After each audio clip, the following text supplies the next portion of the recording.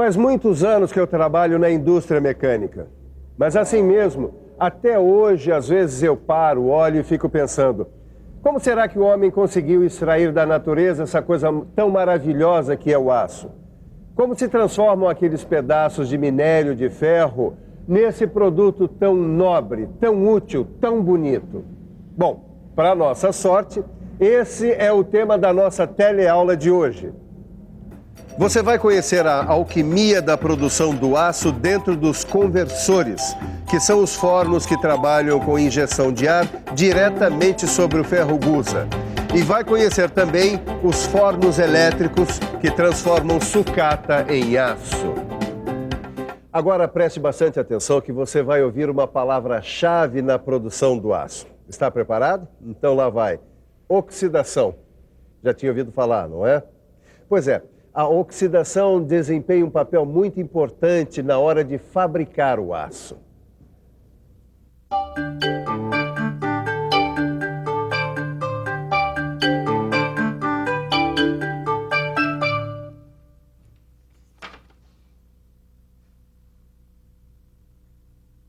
Oxidação, é isso? O quê? Você nunca tinha ouvido falar? Já tinha sim, mas eu não tinha entendido que a oxidação é fundamental para transformar gusa em aço. Você ouviu o que ele disse?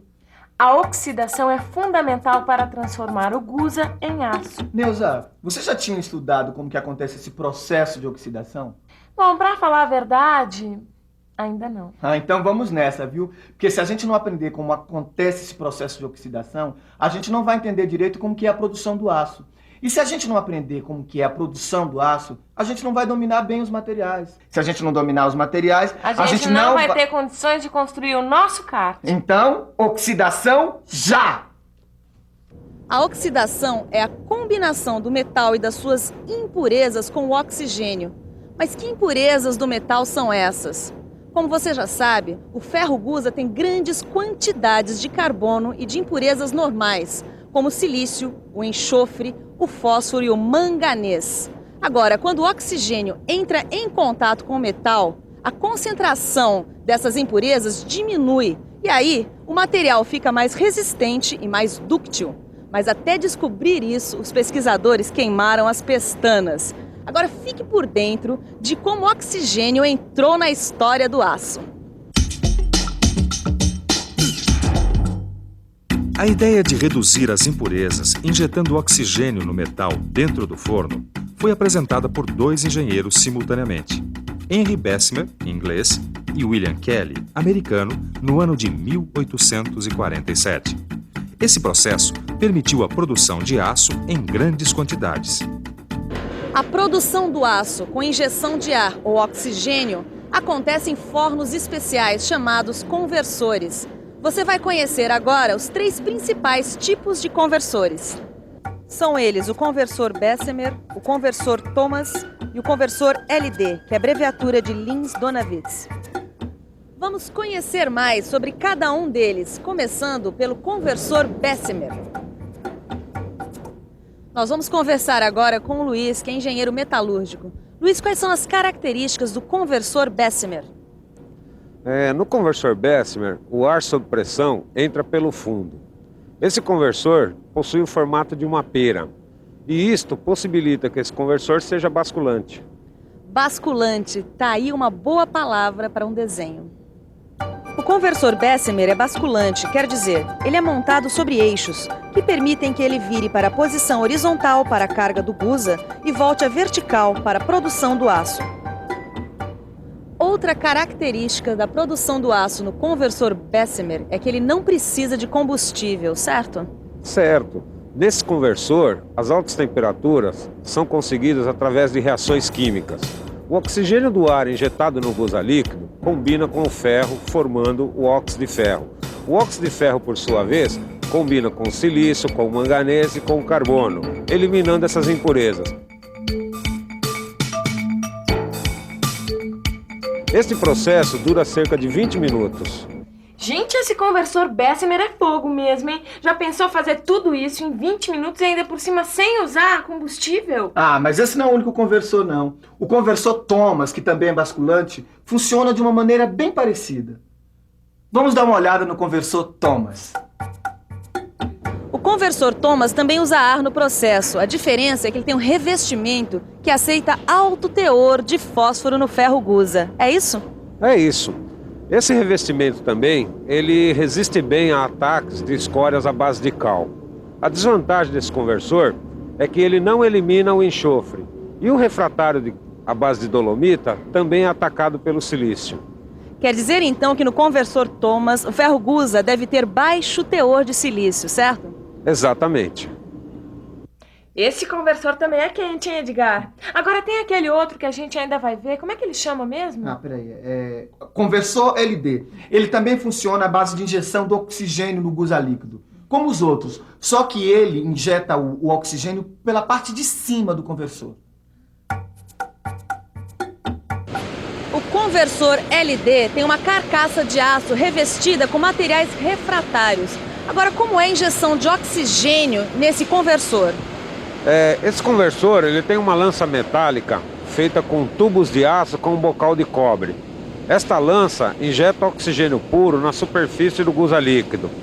A temperatura na zona de impacto pode chegar a 3.000 graus Celsius. E é verdade que essa alta temperatura acelera as reações de oxidação do gusa? Esse conversor, ele tem alta capacidade de produção, é fácil de operar e também não usa combustível. Muito obrigada. Mas os conversores também têm algumas desvantagens. Eles perdem metal na queima, causam a formação de óxidos de ferro e gases e também esses conversores não transformam sucata.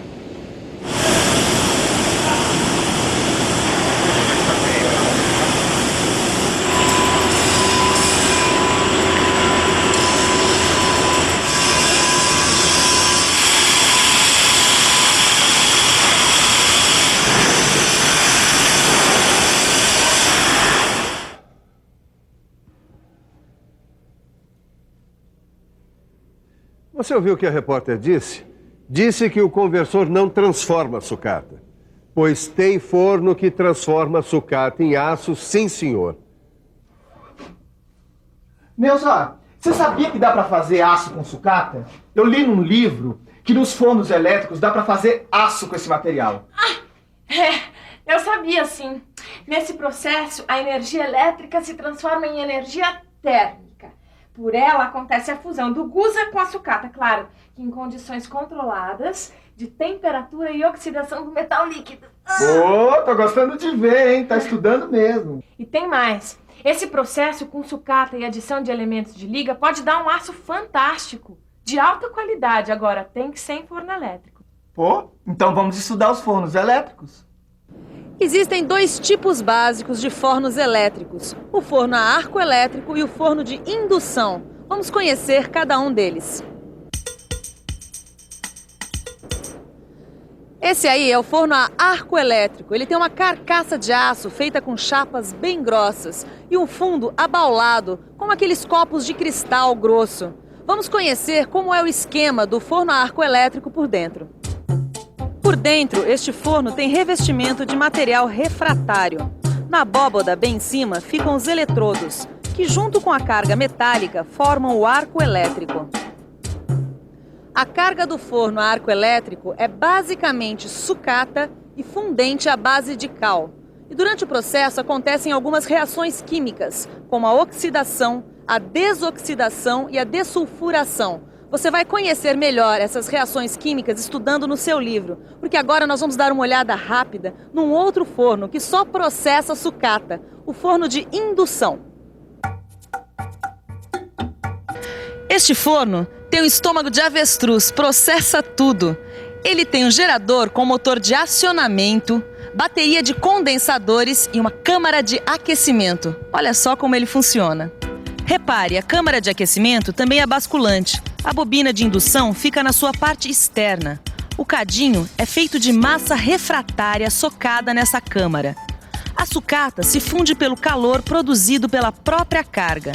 Depois que a fusão se completa, quando a temperatura desejada é conseguida, adiciona-se cálcio, silício e alumínio, que são os desoxidantes do processo. A produção do aço nos fornos elétricos tem algumas vantagens. A operação é mais flexível, as temperaturas são altas, existe um controle rigoroso da composição química e melhor aproveitamento térmico. E também não há os problemas da combustão. Mas também existem algumas desvantagens nos fornos elétricos. O custo operacional é mais alto e a capacidade de produção menor. Neuzinha, vamos comprar o aço para o nosso kart produzido num forno elétrico ou num conversor? Edgar, eu acho que ainda não dá pra saber isso, não. Claro que dá, vamos comprar produzido no forno elétrico, que além de aproveitar a sucata, é muito mais ecológico. Eu acho que antes de mais nada, a gente tem que dar uma boa estudada nessa aula, fazendo todos os exercícios do livro. Faça isso você também. Assim dá pra pensar nos processos de produção de aço com muito mais base. Mas antes disso, vamos fazer uma revisão da nossa teleaula de hoje. E atenção, se liga aí, que é hora da revisão. Na teleaula de hoje, você viu a importância da descoberta do processo de oxidação para a fabricação do aço. Você conheceu os 3 tipos de fornos onde esse processo se realiza, os chamados conversores Bessemer, Thomas e LD. E conheceu os fornos elétricos, um que funciona a arco elétrico e o outro de indução. Se você quer ficar por dentro das características de cada um desses fornos, dê uma boa olhada na sua aula, no seu livro. Assim, quando nos encontrarmos aqui na próxima teleaula, você vai estar tinindo para aprender mais coisas sobre materiais. Até mais, um abraço.